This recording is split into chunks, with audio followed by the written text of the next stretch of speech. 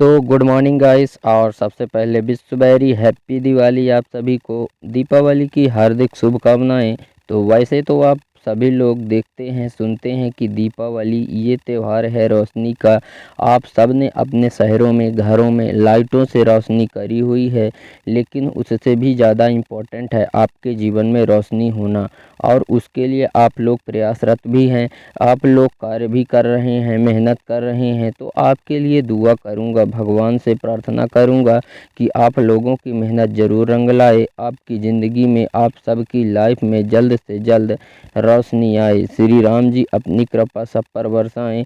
तो इसी दुआ के साथ आज का सेशन हम स्टार्ट करते हैं। तो इस प्रश्न में आपसे पूछ रहे हैं, 11 नवंबर को मनाए जाने वाले राष्ट्रीय शिक्षा दिवस पर किसका स्मरण किया जाता है। ठीक है, 11 नवंबर को मनाए जाने वाले राष्ट्रीय शिक्षा दिवस पर किसका स्मरण किया जाता है। दोस्तों, स्मरण का मतलब होता है ध्यान। क्या होता है दोस्तों? स्मरण का मतलब होता है ध्यान। तो किसका ध्यान किया जाता है? तो इसका सही जवाब हो जाएगा दोस्तों, आंसर नंबर इसका 3 हो जाएगा, मौलाना अबुल कलाम आज़ाद। भारत के पहले शिक्षा मंत्री थे ये। ठीक है, अबुल कलाम आज़ाद की जयंती के अवसर पर ही जो है तो 11 नवंबर को राष्ट्रीय शिक्षा दिवस मनाया जाता है। ये अबुल कलाम आज़ाद जो हैं यह भारत के शिक्षा मंत्री थे, और इन्हीं के जन्म दिवस पर ही 11 नवंबर को राष्ट्रीय शिक्षा दिवस मनाया जाता है। नंबर हमारा जो है वो इस प्रकार से है कि मौलाना अबुल कलाम आज़ाद ने भारत के इतिहास में क्या भूमिका निभाई थी। तो मौलाना अबुल कलाम आज़ाद ने जो है तो भारत के इतिहास में क्या भूमिका निभाई थी। तो मौलाना अबुल कलाम आज़ाद जो हैं वो भारत के जो है तो क्या थे, प्रथम शिक्षा मंत्री थे। कैसे थे? प्रथम शिक्षा मंत्री, यानी कि इसका जो है तो ऑप्शन नंबर सी सही हो जाएगा। 1947 से, कब से? 1947 से 1958, 1947 से 1958 तक भारत के पहले शिक्षा मंत्री के रूप में मौलाना अबुल कलाम आज़ाद ने तालियां बजाई और विचारधारा वाले लोगों को शिक्षा देने में महत्वपूर्ण भूमिका का प्रकाश डाला था। ठीक है, उसके बाद हमारा जो क्वेश्चन नंबर हमारा जो नेक्स्ट है, क्वेश्चन नंबर 3, वो इस प्रकार से है कि भारत अमेरिका 2 CK2 मंत्री स्तरीय वार्ता के संदर्भ में 2 CK2 शब्द का क्या अर्थ है। ठीक है, तो इसका सही जवाब हो जाएगा, क्वेश्चन नंबर 3 का सही जवाब हो जाएगा आंसर ये बी नंबर, प्रत्येक पक्ष से 2 मंत्री इसका मतलब होता है। ठीक है, 2+2 का मतलब होता है कि प्रत्येक पक्ष से 2 मंत्री। शब्द प्रत्येक पक्ष 2+2 शब्द प्रत्येक पक्ष से 2 मंत्री की भागीदारी का विवरण है। इस प्रारूप में व्यापक चर्चा का विवरण दिया गया है, जिसमें गोपनीयता और सुरक्षा सेवाएं शामिल हैं। संवाद का उद्देश्य सामूहिक समझ को बढ़ावा देना और साझा करना का समाधान करना है। ठीक है, उसके बाद हमारा जो क्वेश्चन नंबर 4 है वो इस प्रकार से है कि 11 नवंबर 2023 को, ठीक है, 11 नवंबर 2023 को भव्य भारत अमेरिका 2+2 मंत्री स्तरीय संवाद में भारत के प्रमुख प्रतिनिधि कौन हैं। तो इसके जो प्रतिनिधि हैं वो कौन थे। तो इसका सही जवाब हो जाएगा बी नंबर, रक्षा मंत्री और विदेश मंत्री। ठीक है, मंत्री स्तरीय संवाद में भारत के प्रमुख प्रतिनिधि हैं। मंत्रालय वार्ता 11 नवंबर 2023 को नई दिल्ली में हुई। भारतीय रक्षा मंत्रालय राजनाथ सिंह और देश मंत्री एस जयशंकर ने अपने अमेरिकी समकक्षों राज्य सचिव एंटनी से मुलाकात की। इसी दौरान इन्होंने हिंद प्रशांत और पश्चिमी एशिया से जुड़े आम लोगों के मनोरंजन पर चर्चा की। ठीक है, उसके बाद हमारा जो नेक्स्ट 125 दिन में पक जाता है।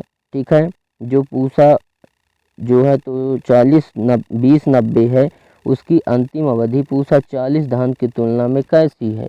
ठीक है, तो तेजी से जो है तो पकती है। ठीक है, और 120 से 125 दिन में पक जाती है, जिससे किसानों को पूसा 44 की तुलना में लगभग 30 दिन का समय लगता है, जिससे 155 से 160 दिन पकने में लगते हैं। ठीक है, मतलब 55 से 160 दिन लगते हैं। जबकि जो ये नया संस्करण जो आया है पूसा 20-90, इसको पकने में 120 से 125 दिन ही लगते हैं। ठीक है, उसके बाद हमारा जो नेक्स्ट क्वेश्चन है, क्वेश्चन नंबर हमारा जो 6 है वो इस पर कि दिल्ली मुस्लिम क्षेत्र में किसान धान की पराली क्यों जलाते हैं? ठीक है, दिल्ली मुस्लिम क्षेत्र में किसान धान की पराली क्यों जला देते हैं? ठीक है, तो इसका सही जवाब हो जाएगा सी नंबर, धान की कटाई और मिट्टी की चटनी के बीच कम समय। ठीक है, मतलब धान की कटाई और मिट्टी के छटनी के बीच कम समय लगता है, इसीलिए उसको जला देते हैं। ठीक है, पारंपरिक धान की फसल जो जून में रोपा जाता है और अक्टूबर के अंत तक काट ली जाती है, जिससे किसान अगली फसल भी काट सकते थे। ठीक है, समय की कमी के कारण पराली जलाना आम बात हो गई है। ठीक है, उसके बाद हमारा जो क्वेश्चन नंबर जो 7 है वो इस प्रकार से है कि भारतीय संसद में केंद्रीय बजट किस सत्र के दौरान प्रस्तुत किया गया था? तो किस सत्र के दौरान किया गया था? तो इसका सही जवाब हो जाएगा सी नंबर, यानी बजट सत्र के दौरान। बजट सत्र भारतीय संसद का सबसे महत्वपूर्ण सत्र है। यह आमतौर पर जनवरी के अंत व फरवरी के शुरुआत में शुरू होता है और मई तक रहता है। ठीक है, इस सत्र के दौरान केंद्रीय बजट पेश किया गया है, जिसमें आगे आने वाले वर्ष के लिए सरकार की वित्तीय मंजूरी दी गई है। ठीक है, उसके बाद हमारा जो नेक्स्ट क्वेश्चन है, क्वेश्चन नंबर जो हमारा 8 है वो इस प्रकार से है कि नवंबर 2023 को बिहार विधानसभा संशोधन द्वारा प्रस्तावित सरकारी उद्यमों के लिए कोटा में कितने प्रतिशत वृद्धि हुई है? ठीक है, तो कितने प्रतिशत हुई है? तो 50 से 65% की, यानी कि सी नंबर इसका ऑप्शन सही हो जाएगा। ठीक है, 50 से 65% की वृद्धि हुई है। बिहार ने अति पिछड़ा जनजाति अन्य पिछड़ा वर्ग के लिए 9 नवंबर 2023 को 50% से 65% करने के लिए कहा। ठीक है, अब हमारा जो नेक्स्ट क्वेश्चन है, क्वेश्चन नंबर जो 8 है वो हमारा इस प्रकार से है कि बिहार सरकार की जयंती में, ठीक है, कोटा में बढ़ोतरी के पीछे क्या कारण था? ठीक है, तो उसका सही जवाब हो जाएगा बी नंबर, यानी जाति आधारित सर्वेक्षण 2022 जो है। ठीक है, कोटा वृद्धि का निर्णय जाति आधारित सर्वेक्षण 2022 द्वारा प्रेरित किया गया था, जिसमें एससीए, एसटी, ईबीसी जाति आधारित अनुपात की आवश्यकता का पता चला था।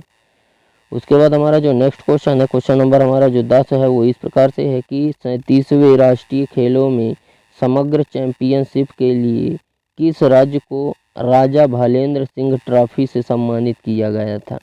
तो किसे किया गया था? तो इसका सही जवाब हो जाएगा बी नंबर, यानी महाराष्ट्र। राष्ट्रीय खेलों में अपना नियामी सचिवालय रखे हुए महाराष्ट्र को ओवरऑल चैंपियनशिप के लिए राजा भालेंद्र सिंह ट्रॉफी से सम्मानित किया गया। ठीक है, महाराष्ट्र ने 90 स्वर्ण समेत 228 पदक हासिल किए।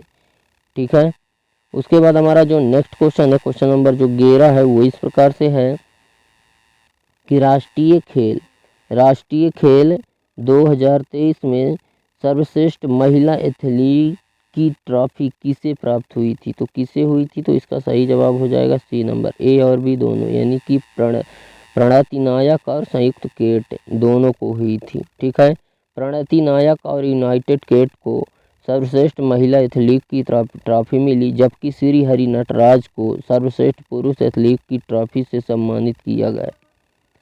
उसके बाद हमारा जो नेक्स्ट क्वेश्चन है, क्वेश्चन नंबर हमारा जो 12 है वो इस प्रकार से है कि राष्ट्रीय खेल 2023 में सर्वश्रेष्ठ पुरुष एथलीट की ट्रॉफी किसे प्राप्त हुई थी? तो किसे प्राप्त हुई थी ये? तो श्री हरि नटराजन को हुई थी, यानी कि इसका जो है तो ऑप्शन नंबर डी सही हो जाएगा, श्री हरि नटराज को मिली थी। कर से है कि किस राज्य ने राष्ट्रीय खेलों में मेडल में तीसरा स्थान प्राप्त किया था? ठीक है, तो किसने किया था? तो इसने जो इसका सही जवाब हो जाएगा बी नंबर, हरियाणा। मेडल में स्कोर स्पोर्ट कंट्रोल बोर्ड ने 66 स्वर्ण पदक सहित 126 स्वर्ण पदक के साथ दूसरा स्थान हासिल किया। हरियाणा 62 स्वर्ण पदक सहित कुल 192 पदकों के साथ तीसरे नंबर पर है। ठीक है, उसके बाद हमारा जो नेक्स्ट क्वेश्चन है, क्वेश्चन नंबर हमारा जो 14 है वो इस प्रकार से है कि 38वें राष्ट्रीय खेल किस राज्य में आयोजित किया गया? ठीक है, तो कहाँ किया गया था? इसका सही जवाब हो जाएगा डी नंबर, उत्तराखंड। 38वें राष्ट्रीय खेलों की मसाल के रूप में उत्तराखंड को अगले स्थलों के रूप में चिन्हित किया गया है। क्वेश्चन नंबर 15 है वो इस प्रकार से है कि नवंबर 2023 में पंजाब में शिरोमणि गुरुमंडल प्रबंधक समिति के अध्यक्ष पद पर फिर किसे चुना गया? तो इसका सही जवाब हो जाएगा दोस्तों बी नंबर, हरजिंदर सिंह धामी को चुना गया था। ठीक है, धामी को 8 नवंबर 2023 को पंजाब शिरोमणि गुरु प्रबंधक समिति की अध्यक्ष पद के लिए फिर से चुना गया। किसके लिए चुना गया था? शिरोमणि गुरु प्रबंध समिति की अध्यक्ष पद के लिए चुना गया था। ठीक, हमारा जो नेक्स्ट क्वेश्चन है वो इस प्रकार से है कि शिरोमणि गुरुमंडल प्रबंधक समिति का क्या महत्व है? ठीक है, तो इसका क्या महत्व है? तो इसका सही जवाब हो जाएगा बी नंबर, यह सिखों का प्रतिनिधित्व करने वाली सर्वोच्च संस्था है। ठीक है, SGPC सिखों का प्रतिनिधित्व करने वाली सर्वोच्च संस्था है। दिल्ली के सभी स्कूल 9 से 18 नवंबर 2023 तक क्यों बंद हैं? ठीक है, तो इसका क्या है? तो इसका सही जवाब हो जाएगा बी नंबर, प्रतिकूल मौसम की स्थिति और विशाल प्रदूषण के कारण बंद हैं। ठीक है, प्रदूषण का स्तर 9 से 18 नवंबर 2023 तक बंद होने का निर्णय का स्तर बहुत बड़ा है। ठीक है, उसके बाद हमारा जो नेक्स्ट क्वेश्चन है, क्वेश्चन नंबर हमारा जो 18 है वो इस प्रकार से है, भारत में विदेशी फार्मों के लिए प्रवेश के नियम क्या करने की अनुमति देते हैं? ठीक है, तो इसका सही जवाब हो जाएगा बी नंबर, भारत में परिसरों की स्थापना और संचालन करने का निर्णय देते हैं। ठीक है, विश्वविद्यालय अनुदान आयोग ने विदेशी निवेशकों के लिए भारत में परिसरों की स्थापना और संचालन के लिए नियम पेश किए हैं। ठीक है, हमारा जो नेक्स्ट क्वेश्चन है, क्वेश्चन नंबर हमारा जो 19 है वो इस प्रकार से है कि नवीनीकृत के अनुसार भारत में विदेशी छात्रों की न्यूनतम वैश्विक रैंकिंग क्या होनी चाहिए? तो इसका सही जवाब हो जाएगा डी नंबर। ठीक है, यानी टॉप 500 के अंदर भारत में आवेदन स्थापित करने की इच्छा विदेशी शौकीनों की वैश्विक शीर्ष 500 में होनी चाहिए। तो इस प्रकार से दोस्तों उम्मीद करते हैं कि आपको हमारा यह वीडियो पसंद आया होगा। वीडियो अगर पसंद आया है तो वीडियो को लाइक और दोस्तों में शेयर ज़रूर करें तथा कमेंट बॉक्स में एक प्यारा सा कमेंट भी अवश्य करें। इस तो फटाफट से हमारे चैनल को सब्सक्राइब करें एंड बेल आइकन भी प्रेस करें ताकि हमारी वीडियो की नई नई नोटिफिकेशन आप तक सबसे पहले मिले। तो दोस्तों आज के लिए बस इतना ही, मिलते हैं आप सभी से नेक्स्ट वीडियो में। जब तक के लिए जय हिंद।